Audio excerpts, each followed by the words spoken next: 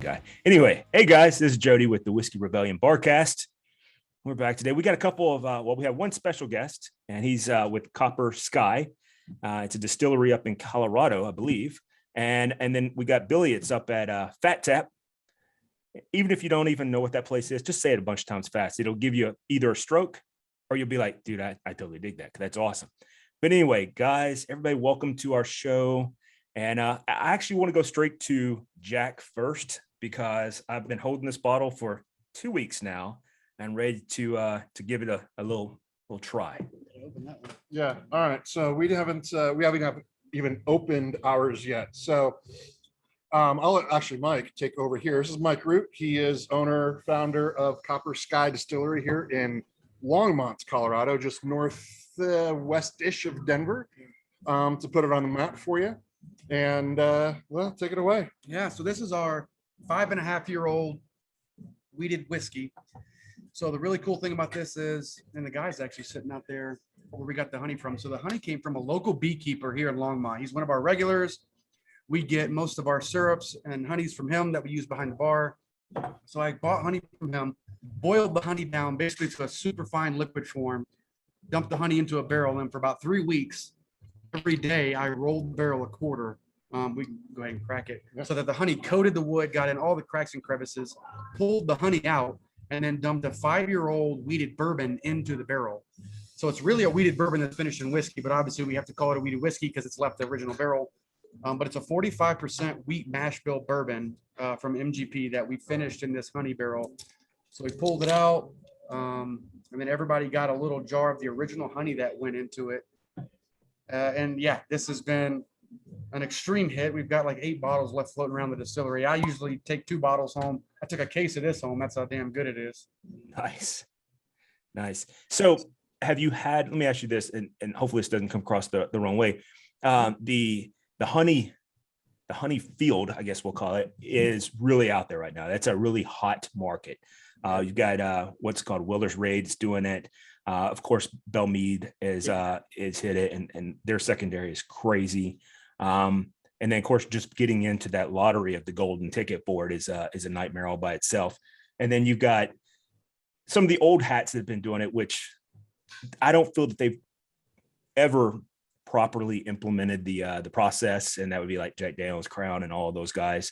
And then like Good Times has also did a honey. They also did theirs, I believe. I could be wrong. If I am, please don't kill me, YouTube, but someone fact check me and put it in the comments below. But I believe theirs is also an MGP source as well. Yep. Yeah. Nick and Jimmy own MGP. So I got to meet Nick when I was out in Kentucky a while back. Yeah, nice. They're doing some really cool, really experimental finishes. So they got some cool stuff kind of. Yeah, but they're MGP as well. Yeah, cool. So yeah, they're I've tried. I would say I've tried pretty much everybody I've mentioned, to include Willer Raid earlier this week. I would tell you that's a fabulous one as well. I wouldn't say it's as good as Belle Meade. Belle Meade honey is on top of it. So 100% agree.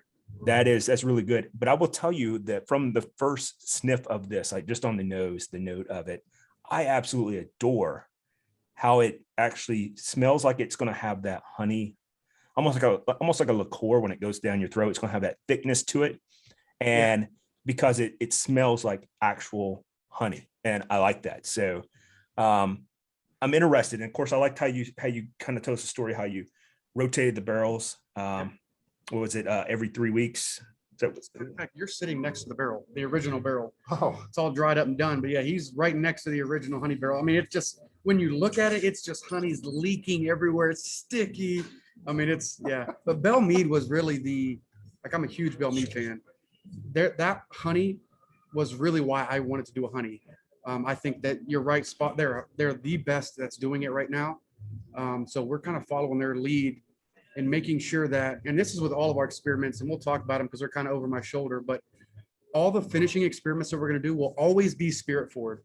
So like, I think you and I talked about it when we were at the at Luca's liquor store, but when you get I'm interested to hear your notes on this, because I don't like whiskeys that are extremely finish forward, i.e. maple forward, honey forward, red wine forward.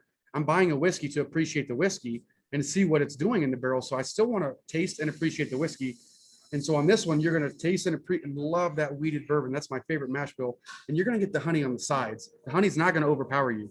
It's not this isn't a, what do they call it?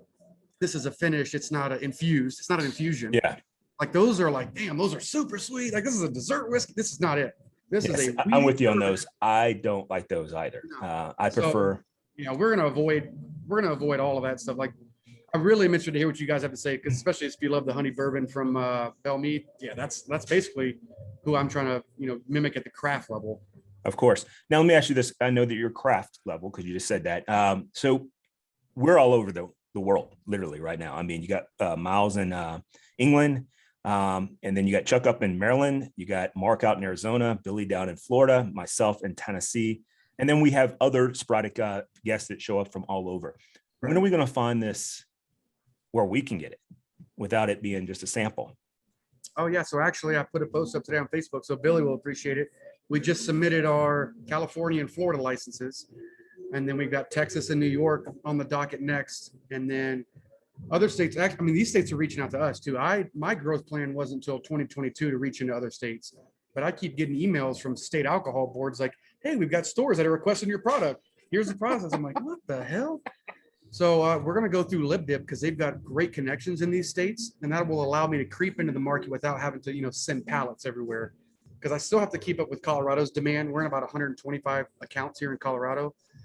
So going through LibDip will allow us to go into very specific markets within California and Florida and New York and Texas without, overwhelming my production chain. So yeah, California and Florida are up first. Texas, New York are up second, and then we're going to keep going down the chain. So I'm from Florida, so that's why I was like, Florida's got to be one of the states I go into first. So let me ask you this. So, because I don't know what the rules are in Colorado and things like that, are you able to, like, if someone wanted your whiskey, could they have it shipped to, like, a bottle of it shipped to another store in a state that you don't have a license in yet? Right. The way I understand it, and again, I'm not giving legal advice. Of course. In Colorado, that we're trying to. So I'm also on the Distillers Guild here for the state. We try to mimic everything Kentucky does. So we've already got direct to consumer in state approved, or working on. We've got to-go cocktails approved. So now we're trying to get like the out-of-state shipping and stuff like the Kentucky's laid the groundwork for.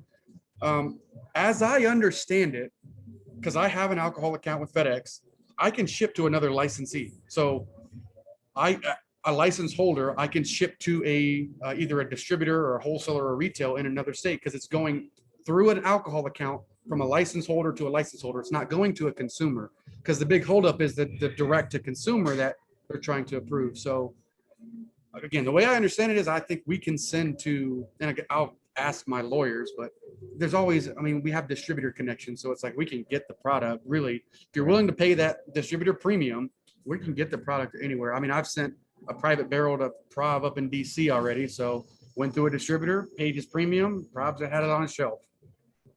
Oh, hell. Prov is going to want 3,000 for it. At least 3,000. Yeah, we know. Yeah, Mark, Chuck and I know Prov. Oh, yeah. Yeah, Chuck's in Maryland. So. Yeah. And he's not coming thought the down celebrity, to though, was not $29.99 barrel. either. Yeah. Hey, What Prov was is a trip. that again? You said something about a celebrity. What was that? He felt like a celebrity when they reached out to him. Yeah, when Prov reached out, I was like, wait a minute, this is Prov, like the king of bourbon, like the guy. Yeah, I'll get you a barrel. We'll figure it out. If I have to drive it there myself across Hell state yeah, lines. Yeah. Nice. Yeah. All right. So let's I'm sorry, go ahead, Jack. Yeah, no, I just wanted to touch base or just give a little background on our history together. It's very recent.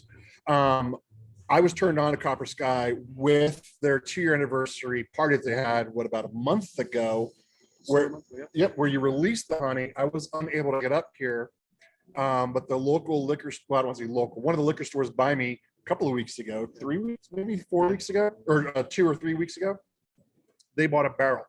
So I went down there on a Friday, and that's where I met Mike, and I got bottle number 68, not 69. So I missed it by one. Story of my life, but always missing everything. Yep, $1 short, right? Or an inch. But so our relationship kind of is real new and recent, and yeah, it's we've kind of hit it off. Like he's a good guy, and this stuff is pretty cool. And he's got a sidekick that is basically doing blowfishes on a window here. I'm trying to get him on camera, but He's beautiful too. yeah, here he comes. Yep. This is Isaac, the master. He's our master blender. So all of the award-winning blends, we've got golds and double golds and platinums. Isaac, that's why he's got the beautiful long hair. I think he's got magic. Magic flows from his hair. It's the golden locks. The light whiskey locks. So before we take a taste of this, what you're talking about your thing with the weededs. That's your favorite mash bill. Was it because of the sweetness forward that you wanted, or what was it that brought you towards the weeded bourbons versus maybe sour mash or even a corn type of whiskey? Right. Yeah. Great question. And honestly, I get that a lot, even here at the distillery. I'm sure you can tell from the way I talk, I am not from Colorado. Born in Florida, from Miami, raised in Florida, Georgia, Alabama, literally the deep South. I'm from all 4 of the deep South states. Lived in each state for at least 6 to 15 years. So I had naturally have a palate that likes sweet things. I like sweet corn. I like sweet bread. So I tend to go for the sweeter notes, which is why, growing up in the bourbon world, I always leaned towards, back in the day when you could get it, the Wellers, the sweeter weeded mash bills. So when I came to Colorado 6 years ago and then, started a distillery, I was like, I want to have a weeded bourbon, a weeded whiskey that we can get west of the Mississippi. Because you can't, good God, you got to sell your soul to get Weller Green Label. So I was like, no, man, we need a shelfed Weller or a shelf weeded bourbon and a weeded whiskey. We have both that people can just get. It's sitting on the shelf. It's $49.99. Like, you don't have to ask your wife or significant other for permission. It's not a special bottle Or hide it in the garage. Yeah, like you can get it, and it's damn good. So that's what my palate typically leans towards, which is why, like, even on a lot of the finishes, I'm not a big red wine finish fan. I think it goes good with rye. Rye's finish very well, or scotches finish very well in red wine.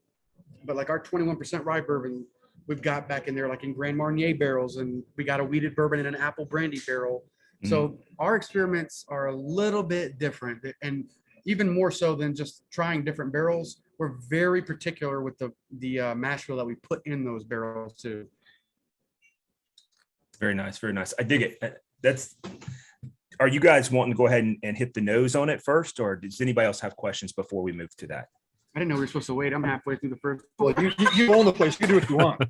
It's too good, man. God. Yeah, this is the first time You've had it before, I'm sure. So I think it's okay if you drink it. Oh yeah. Yeah. He hasn't. I had to give him a bottle. Yeah.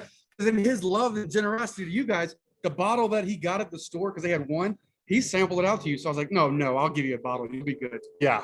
And he sent us a bunch of hate emails about it too, saying that he's giving up this whole bottle and stuff. And then you go and get. Oh, they got the process. Like, I showed them, so I said these what, 2 or 50 milligram 2-ounce bottles, and I boiled the bottle, the little sample things to make sure they're all sterile. And yeah. I poured in Everclear in the actual cap. Yeah. Yeah. And then I printed labels for them. Dang. Like, I went all out in this, That's better than I send sample.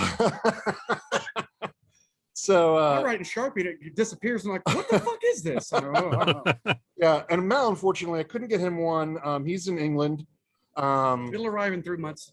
If he's lucky, right? If he's lucky. Once it passes through customs. Yeah, and he pays tax on it. Well, we have actually had we sent him the Bellmead honey all the way out to England, so he was able to get that. Yeah, and he did not have the same favorable response that many other people had of it. So we don't trust him. So we cut him off. I'm kidding, Mal. I'm kidding. I know, man. I know. Nothing but love. Nothing but love. All right. So I enjoyed it, but it ran a bit hot. But yeah, go on, carry on. All right. So on the nose for me, definitely when I first poured it into my glass here, strong honey smell. It was just like I was telling you, it felt like you would almost think it was now it doesn't pour or look like a liqueur. That's not what I mean. I'm just trying to describe the thickness, but you would think they would have that coating of honey as it were to go, through your palate. However, since I've been letting it open up, the reason why I asked about the sweetness of the, weeded whiskeys and stuff is that you can definitely pick up all of those, what you would anticipate, has a very strong, almost like a sweet bread, to be honest with you. Like it has that on the nose. Exactly. That's why we call it the honey wheat, or like honey wheat bread. It's honestly, it does. That would be a very good thing for it. Like if you were to get like I don't know if you guys, since you're from the South, you'd understand, but like the oatmeal, what's it called? A farmhouse bread that you get and you put in the toaster and put a little bit of cinnamon on it. Yep. Minus the cinnamon, it does have that buttery wheat, maybe a little bit of oak, but definitely wheated type up front with maybe a little bit of a honey glaze on it. And I can definitely understand where you were coming from, where you don't want it to be, that's what's on the front. You want it on the side, because as it's opened up, just sitting in the glass, the honey is more to the side of it, if that makes any sense when you're sniffing it. Wait or you're till, nosing wait it. till it first touches your tongue. oh man. Tell me that. I want a first touch tongue flavor profile. You just tip just a little bit, Just a tip. just a tip. I haven't played just a tip since high school, so I don't know if I'm gonna do that.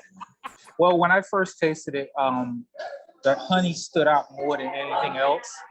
It was warm. And I got kind of a walnut sort of a taste. And I don't know if that came from the wood itself. But it's been a long time since I tasted walnut in a good, decent bourbon. But I would definitely say this one has some nice standalone characters to it. And it's not too hot. Yeah. I didn't pick up a lot on the nose, but when I taste it on my palate, a lot more comes out with it for sure. Oh yeah. This is a 5.5 proof, so it's cast strength. It's got some heat for a I was weighted- going to say that I was just, when he said that, I was like, really? I absolutely. So you wanted that tip of the tongue taste, just a tip, I did a little bit more than that, but which is what generally happens with just a tip game. But anyhow, I actually did have the heat right up front. That was the heat. It was almost heat, and I didn't get the walnut, but I did get some type of dark fruit, and I can't figure out what it is. And I was actually sitting there thinking, what the hell is that taste? I don't know the fruit that I'm tasting. Plum. I could see plum. I was thinking more of a plum, maybe not really a raisin, but maybe like a raisinette, maybe like you get with the I can see that. like with the what they call the raisin, the ones with the crunch in it, raisin nut crunch, I think, or whatever, the cereal, the ones I'm talking about. Oh, So it has a little bit of but it's the Raisin Bran Crunch. That's what it's called. Okay. But those type, and some of that. Now, if you were to take that thought process and you were to put a little bit of bread notes where you'd have the crunch, I think that's where I would get, and that goes back to that farmhouse country early morning. I know I'm giving an illustration here. So Early he's morning like type of Chuck. taste. Chuck, we're going to save Chuck for last. Chuck has an incredible palate. And mind He you, does. I poke a little fun at it, but I'm a little bit jealous at the same time. That's why I poke fun at it. Right, Billy? But anyway, long story. He's got long, beautiful hair too, so it's got to be something with the hair. Well, he It's was gotta Triple be. H. I don't know if you can recognize that, but he was Triple H at one time. He's Yeah, retired now. Fat Triple H now. I definitely get that reference. Yeah. Wow. It's quadruple H now. Yeah. Oh Lord. Anyhow, Mark, why don't you go with your thoughts on it?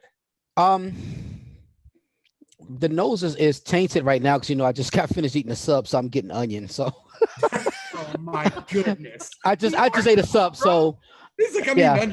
Yeah, I'll just But- onion in one hand, bourbon in the next. I told you, hey, Jack should have filled you in. We're professional as hell. oh yeah. I had to watch a couple of videos. Yeah. look, I literally just finished eating a sub. So but taste wise, I get the honey. I just get honey, the ethanol, the heat, and onion. But the taste, I like the taste. I get the heat up front. I definitely get that honey with. To me, I get plum. But I get what Jody was going with it. The heat is. The honey's not overpowering. So I actually like it. didn't taste the honey hardly at all, other than on the nose. Like I actually do think it dissipates towards the side of the mouth. I am can going to see that, save the rest of this bottle for Jay. He's coming over on the first for our pool party. That of course, everybody's invited to, but you can't be there, Jack. Mainly because I didn't invite you, but the rest of everybody. $350 for a round trip flight. If I get there the first at 11 o'clock your time, and then I leave Monday, $350. All right. Well, there you go. Anyhow, But I mean, actually, definitely I like do it. really like it. Now, if I were to I like compare it to Belmead, there's a huge contrast in the two when it comes to, like, they're totally different. There's two standalone entities. But I definitely think it's up there with them, if that makes any sense. I am not a flavored, like, I think you might have alluded to it as well. You're not more of a flavored person. I like whiskey and bourbon. I like that taste. And so typically there's certain notes that I want to pick out, and then that's what I'm looking for. Now I will tell you where you have an advantage over Belmead is that it's not, one is it's the wheat. That's a huge advantage. But the other aspect is that it's not overpowering with the honey. Like, the honey is just like it's there. It's there. It even has that thick, oily feel as it's in your palate.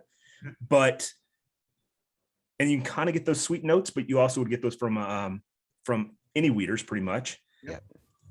But it has a good tasting wheat whiskey to it. That's, I don't know. So we want So- the wheat whiskey to be prominent so that you are like, oh, I'm drinking a wheater.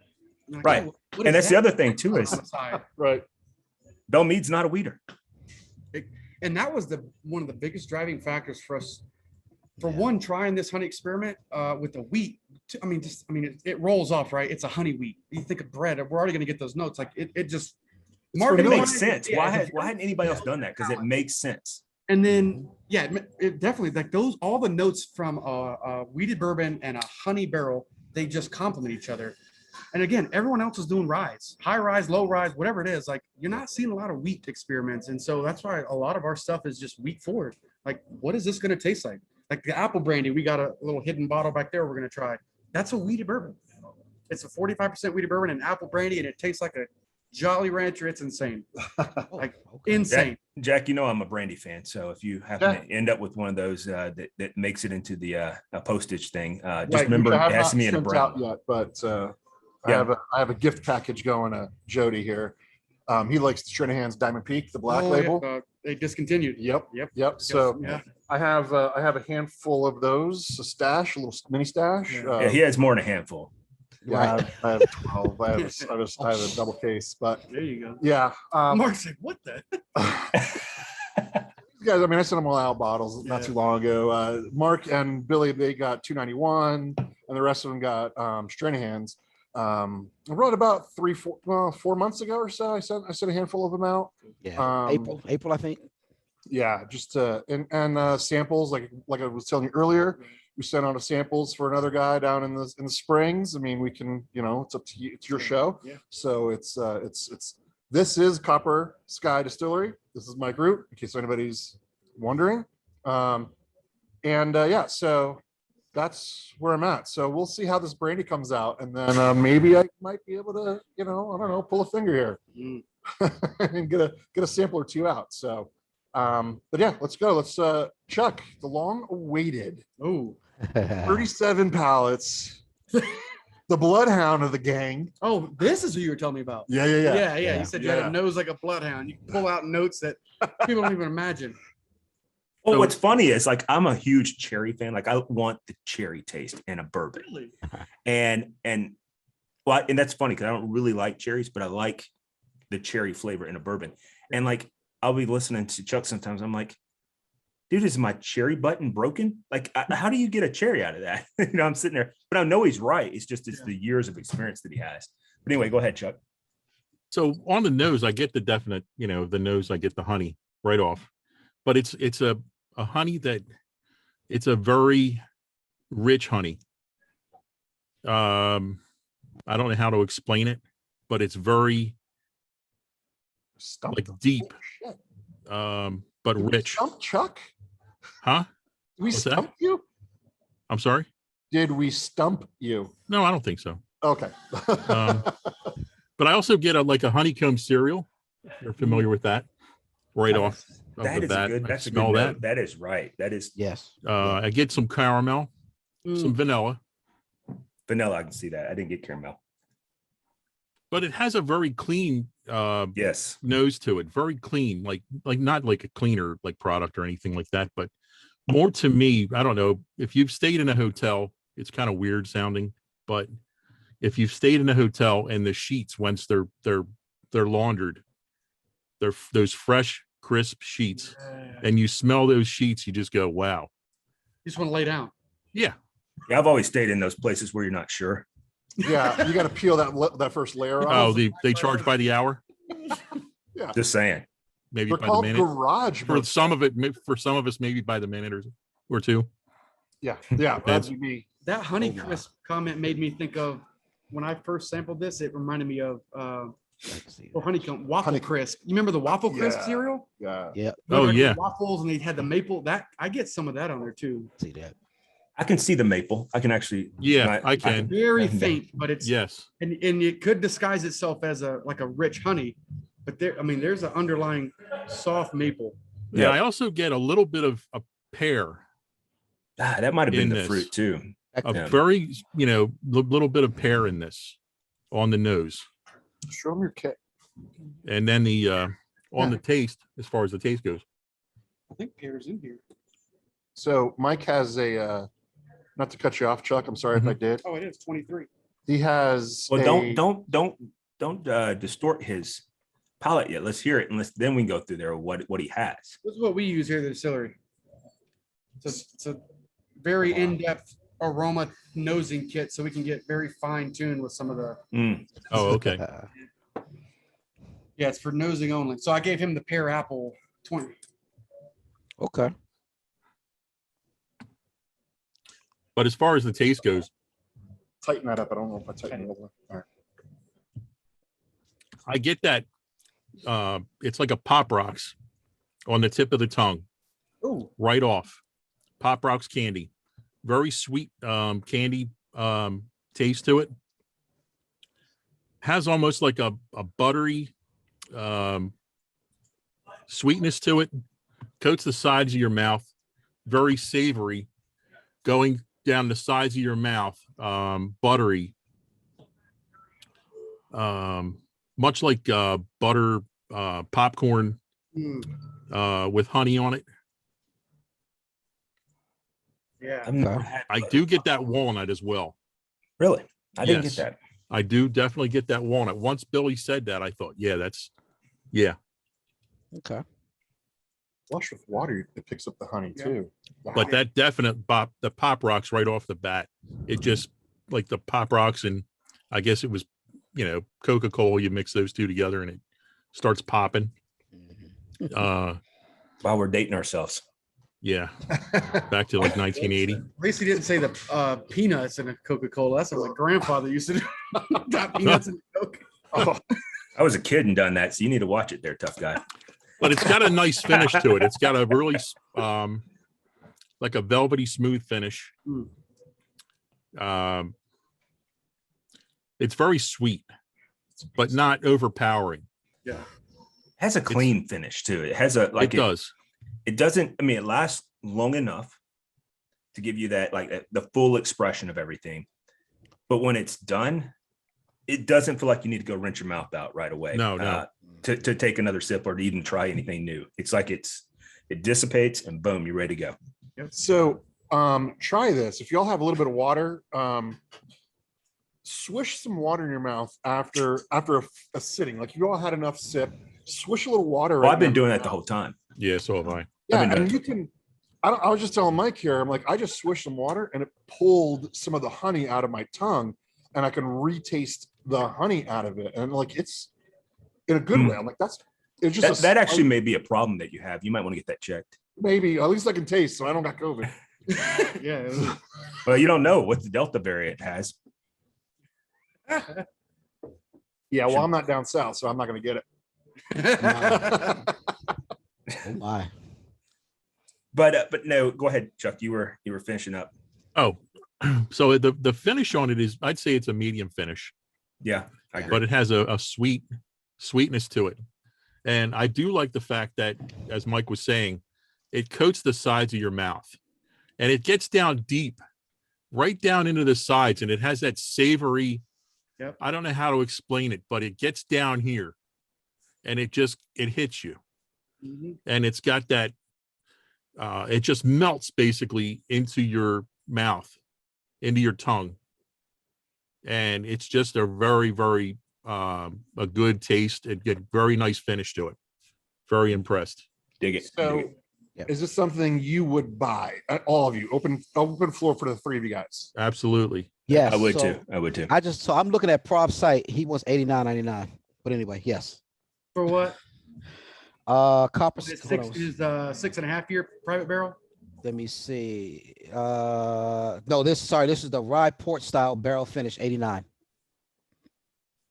I don't even know which one it is. Yeah. So, but the honey one. So, where would you price point this one at on the scales of the Belle Meade and the Well, Jack? we were also on the Belle Meade. We talked about that. Like, ideally, Belle Meade ought to be $79.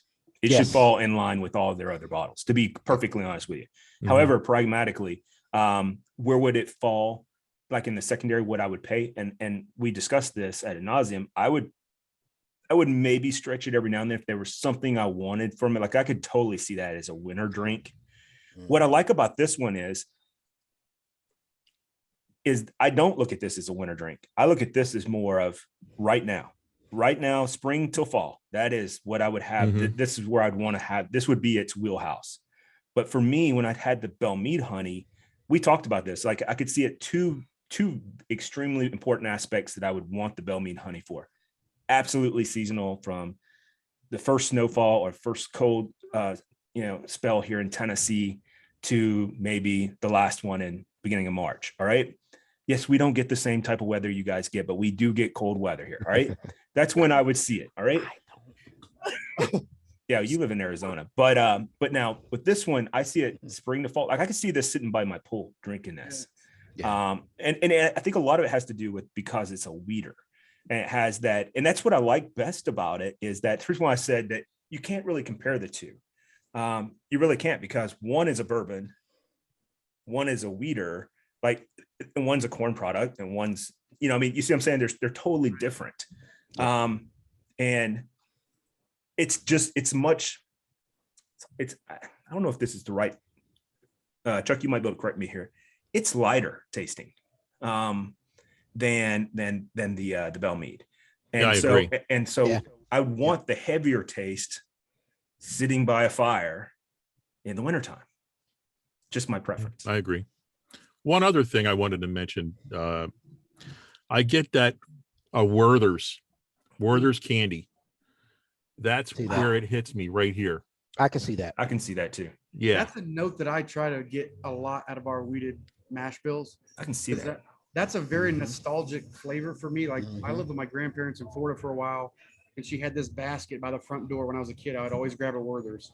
So like that is a nostalgic note that I always try to get out of a blend if I can. Yeah. Oh, I think you did. Yes.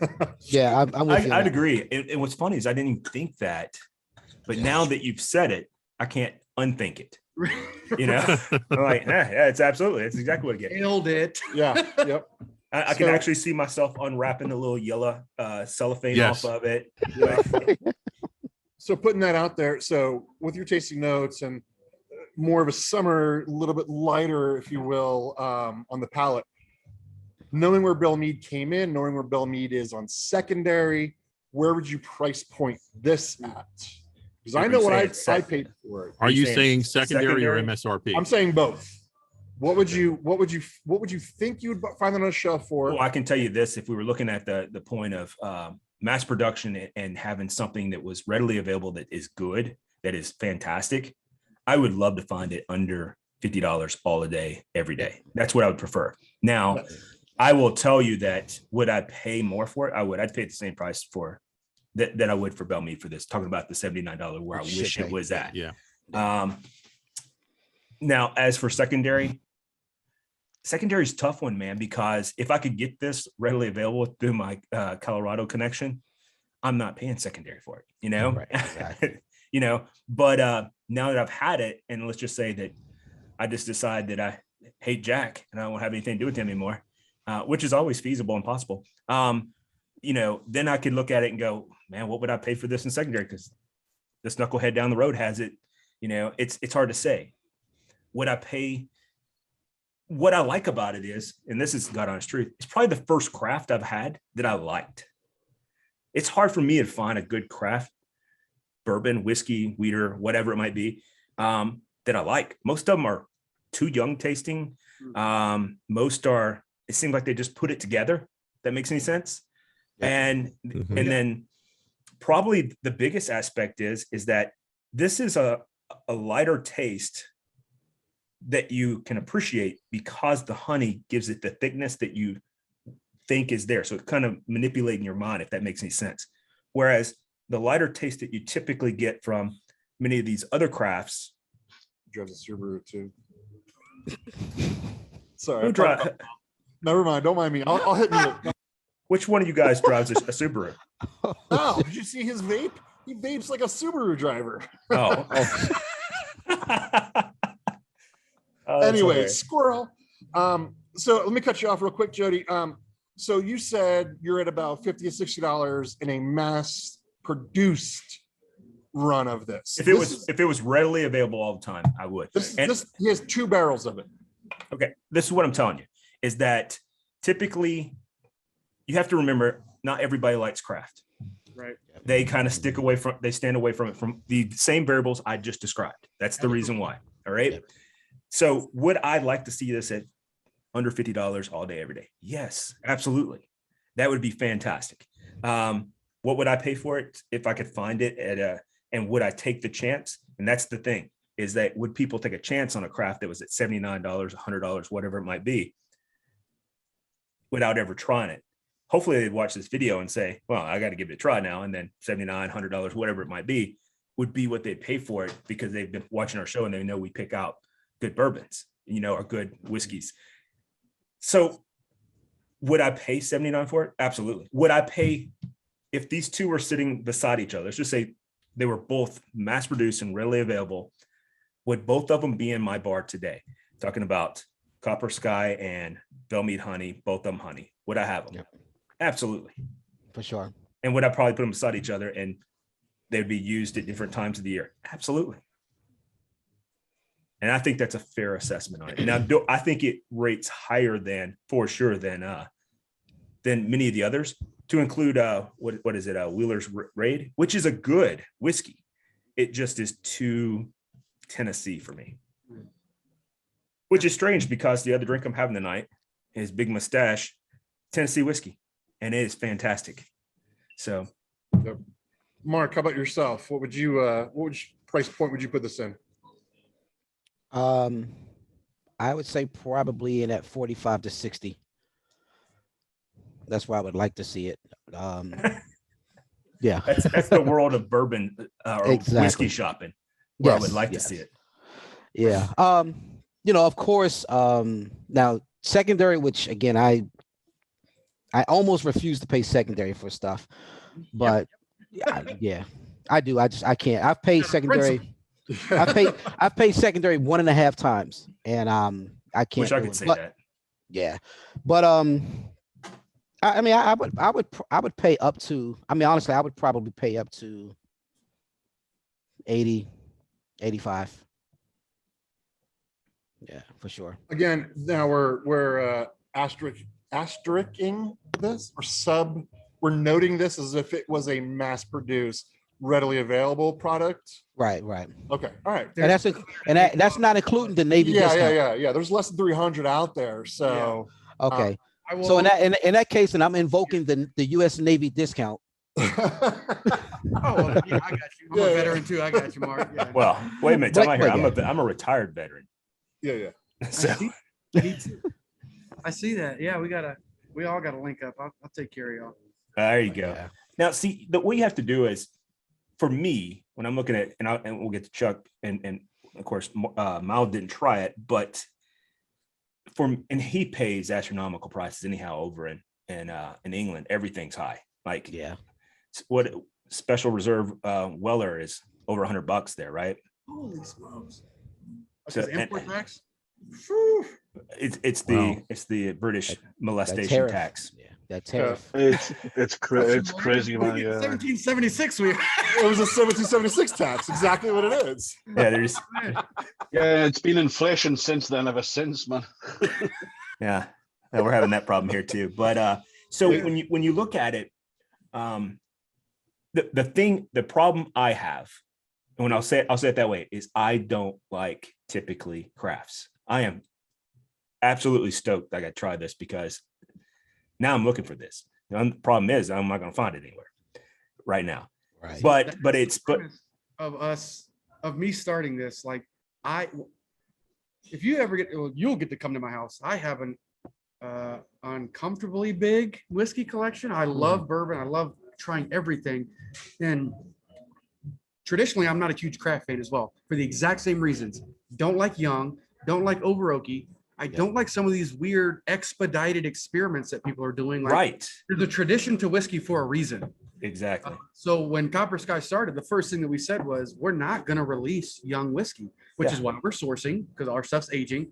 That's okay. Like, I'm not going to give you something that's super young. Everyone else is doing that. So like, that's what we really differentiate ourselves here in Colorado, especially in the craft market, is we're giving you aged spirits. Like the day he and I met, I was dropping my first barrel of 16-year-old whiskey. Like I'm not releasing 1-2-year-old whiskey like most people. Right. I like that. I like that a lot. And you've been to Kentucky because you were talking about trying to emulate their release ideas and marketing plans. You know, when you go up there to the we'll call it the Distillery Roll, there's like 100 freaking craft whiskey places there as well. Absolutely. And of course, all the distillers, the big ones, support those guys. Yep. But the bad thing is those little ones hurt it for me. Because like I can't go in there and try those and go, that's pretty good. Right. When it's just not. It's like it's generally what you just said. Too light, too oaky. I forgot about that one. That's a huge note. And I love oak too. But when you can tell brand, almost like a brand, like you're licking the barrel, you know, that's too much. There is a proportionate oak note that should be present. Right. When you're trying to hide that oak note because you put it in like a 15 or a small barrel, like you're not going to fool people like us who have matured palates. Like you'll fool me. I mean, I'm like a 3-year-old. I mean, it's a sucker. You know, I'm good. You know, I don't even know cherry between. And I'm sure, strawberry. as all of you know, like in this industry, you get one chance to get the customer. They're not going to come back around for 5 or 10 more years. And I've seen that firsthand where people in Colorado, they've tried a distillery, a craft. Mm-hmm. It was really young. They blew it off. It took them 10 years to come back around to try that distillery again. Because you get one impression in the bourbon world. If it's bad, I mean, I'm not going to try your whiskey again. Yeah. Hell, I might not try it in my life. Well, I can tell you this. I would absolutely try Copper Sky again. And I will reach out to Jack and try to manipulate some type of deal to get me some. But I absolutely. You already got a pallet coming to you. So. All right, cool. but happy birthday to me. I mean, to him.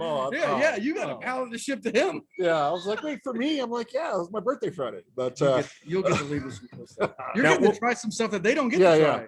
So all right. What about Chuck? I want to hear what his thoughts on price point and ideas and all that stuff with. All right. So the question was again, Jack. What would you, if you could readily available find this, which I know that doesn't make any English sense. Sorry to all my English teachers out there. But if this was readily available on the shelves, what would you expect to pay for it? Now, understand this is a 280 bottle run, one barrel. Two. There's a second barrel, but what would you pay for it MSRP as a major run, and what would you pay for it comfortably secondary? All right. Well, given that it's a craft, and a lot of times craft companies have to put out products such as gin, vodka, and other things in order to stay, afloat while they're waiting for their other products to mature. And some companies don't do that. However, with something like this, given that it's a honey product and what's put into it, and basically that would be going in not knowing what it tastes like. Is that correct? Oh yeah. Sure. Okay. I would go as far as saying $90 to $95 is about my limit. Once I hit the $100 mark, then I'm looking at, there's other products out there that are more well established, such as, stuff from BTAC and Buffalo Trace or Sazerac or something like that. Makes sense. But I would go as far as that. And then as far as the secondary goes, if I'm spending, I'd say $200.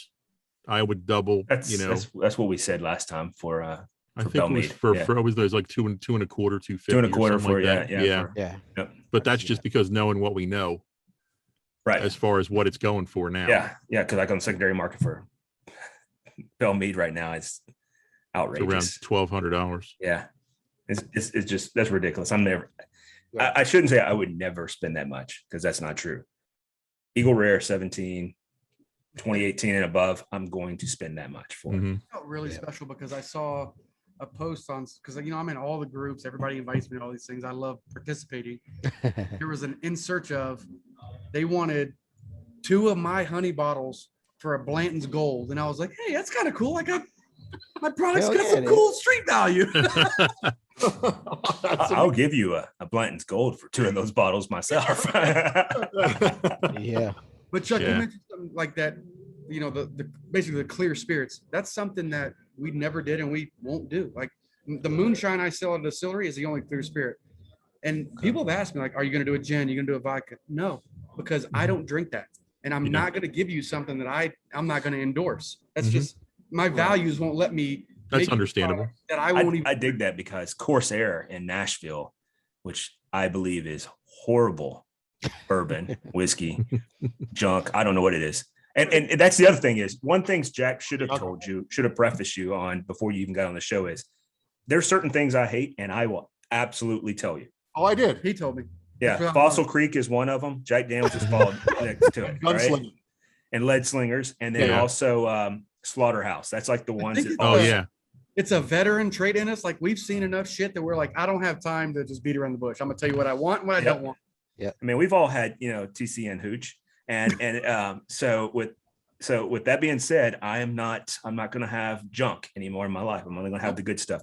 This would not be one of those things.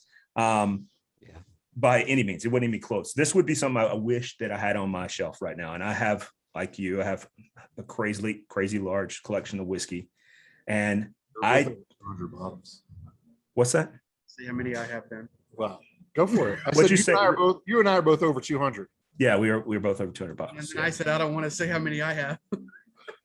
I like that. I think that's great. But here's the thing: I stopped buying. Like I went ahead and go out and buy a bottle today for one of our other partitioners because he can't find it there, and I can find it here. We actually only live like 45 miles from each other, and I stopped going to the liquor store anymore because it's just. I just feel like I've got too many up here. I'm going. And what I hate is when I walk in there, I'm like, well, what do I want to drink? Right. That should never be the case. Like that's a problem. Like that's a collection problem. Now, Yes. if it was like one side was all BTACs and you're like, okay, I know that I want to drink one of those or I don't, that makes sense. But when you have like this collection that's all over the place and you're like, I just don't know what I want to drink.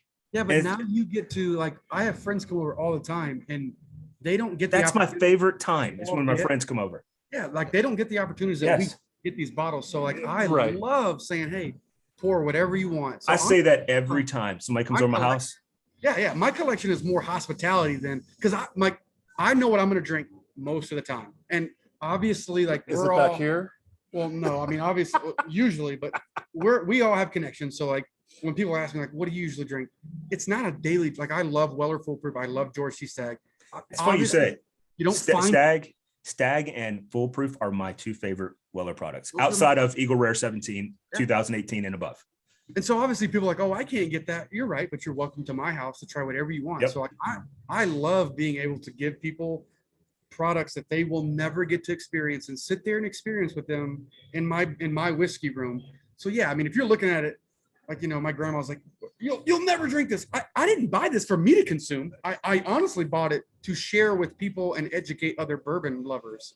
And so they make fun of me because I have a big collection. There's a lot we make fun of. So so they call me Jack Frost because I make clear ice as well. So well, hold on a second. Let's start that over. The reason why we call you Jack Frost is the first time you were on the show. As soon as we went to the after show, you're like, hey, can I get you guys' attention for just a few minutes? And now we've only met for the first time ever. And he spends the next hour showing us the production of how to make clear ice. We need to chat because I'll nerd out with you. Clear ice is awesome. Yeah. Especially in the cocktail room. Clear ice is cool. Yeah, it is TITS, brother. Stupid. Dumb. Yeah. Dumb. So my collection, real quick. I know we're wrapping up here. We're getting close to the end of the show. Two things I want to touch on is my collection, just real quick. And we can go further after show on this one. I don't have a lot of friends that are really into bourbons and whiskeys. I'm getting more friends because I have a much larger collection. I've handed out a handful of bottles. Like a coworker of mine, we talked about this last after show. A coworker of mine, she left and she's also getting married. So I got her, I had a choice between the Diamond Peak and E.H. Taylor small batch. Right. So I ended up giving her a small batch because I had a surplus of that. So I'm not afraid to open any of the bottles. I'm just not ready to open them. Yeah. But there are some that I probably will not open for a long period of time. Yeah. I have the Old Forester 150-year anniversary of all three batches. Right. That's not in the front of my list to open. Yeah. I'll get to them eventually, Right. but they're just not there yet. Yeah. Right. So, but they think that I'm just hoarding it, which I mean, partially true, but I'll go to his house and open them all. yeah. And he'll see me in That'd the be corner funny. crying. When you do that, send a personal message to Chuck Yes. and a photo. CC me on that. Yeah. Yeah. Oh, no, All right, he'll so put it he's live. kind He'll of do leaving out a lot of things. First of all, he doesn't have a lot of friends because you've met him. All right. That would be first. Second thing is that there is a huge difference between, like, when he talks about, well, I have a small collection of, or I have a few or whatever of Diamond Peak. He has like 26. Like, 11. I have 11. That's 9.5 too many. I don't want to tell you how many Eagle Rare I have because every time I see it, I buy it.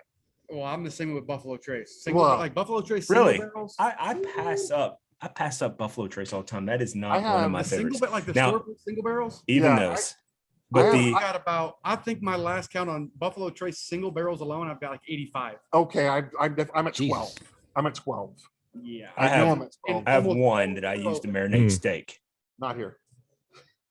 I have Yeah. 3. I have 3.5. Of what? Eagle or Buffalo Trace? Yeah, Now my Rare probably Eagle have Rare about 5 or collection 6. is getting low again. I have only like 4 I've got bottles. one and it's empty. I have about 5 or 6. Now Eagle I do Rare. have a couple bottles that I for people who don't know bourbon or they think they do, and they come over to my house and they pour like a massive drink, and it's like their fingernails touch the top of the glass, and it has yeah. So I have some bottles that are filled up with some junk that I bought that are put in the nice bottles Mm. because I don't trust those yahoos. You know. Happy. You can drink it all. Yeah. Happy Gate. It's Weller Yeah. Special Reserve. By the way, if you haven't seen that the heist thing, I thought it was very interesting. I'll It be was honest. very a weird twist at the very end. Yeah, So, yeah. It was a very weird It's very twist at the very end. So I know we're closing up again. I want to just kind of take a we're having a little bit of experiment here. So this is the one that is the apple brandy, right? Yep. Apple brandy finish. So 3.5 years, finished for about 3 months. So far, yeah, it's still in the barrel behind us. Okay. Mhm. This barrel right There. there. That one.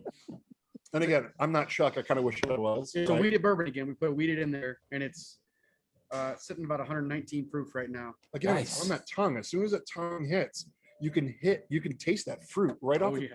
just off the tip, and then again, flush with water, and it pulls and extracts it back out of your taste buds. and it doesn't have a heavy tongue. The oiling on it is quick, I want to say. It's not super sweet. It's not sweet. It's Really like at a all. magic trick. It hits you and you're like, what was that? I need more. Like it doesn't sit like the honey because the honey is very thick. This one is like it hits you. It's super flavorful, but then it dissipates very quickly. And you're like, I have to revisit this. Yeah, I'm getting a little bit of the apple sherry through the nose, just as it sits on my tongue. It just kind of permeates through the upper palate into my nose. But again, That's how what your you guess mouth is works. 119 proof. No, It doesn't burn No. at all. The beauty of doing experiments with like weeded bourbons is it's not gonna knock your palate out. yeah, It's I'm not gonna have to Uber home. It's for not gonna sure. hit your senses and blow your nose out. Like you can still Yeah. appreciate a very high proof weeded bourbon because of the mash bill. There's no rye in this at all. It's not gonna fry the sides here and you're like, oh, okay, I'm done. Yeah, this is not wasabi. That's for goddamn sure. Wow. We compared Anyway, bourbon to wasabi. That's the guy you want representing you right there, Mike. Diverse palates. That's all I'm gonna say. He's got a diverse palate. It's not wasabi, is what I said. Not NOT. I feel like it's gonna be a really fun after show. Well, let's go on. Right, yeah. So All right, let's do that. So, guys, this has all been fun. So I'm gonna end the live feed. And Right. Mike, I appreciate you joining us tonight. And, For sure. by the way, your product is fantastic. It really is. Yes, it is. And if everybody that's watched the show, heard the show, been a part of our channel, VIP chat, if you're not part of it, you want to be part of it. If you're the point is, I'm going to tell you what I think. And I have zero problem with telling somebody that, like, for example, perfect example is Fossil Creek with Mark. Kindness of his heart, he sent us a bunch of samples to a bunch of people here. Sent me some. Dude, it was like drinking liquid night crawlers. I was like, this is the worst thing I've ever had in my mouth, period. All right. I've been to Iraq, and I'm telling you, the worst. Yeah. And I've been to Thailand. Trust me, this was the worst ever. All right. And so I told him that, and I love the guy. He knows this, and I was very I'm not offended. appreciative of all of his generosity. I just wish he didn't have it that day. So,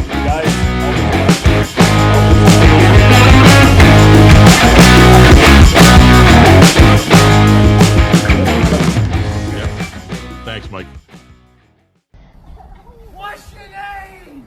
What? What is your name? Tony! Fuck you, Tony!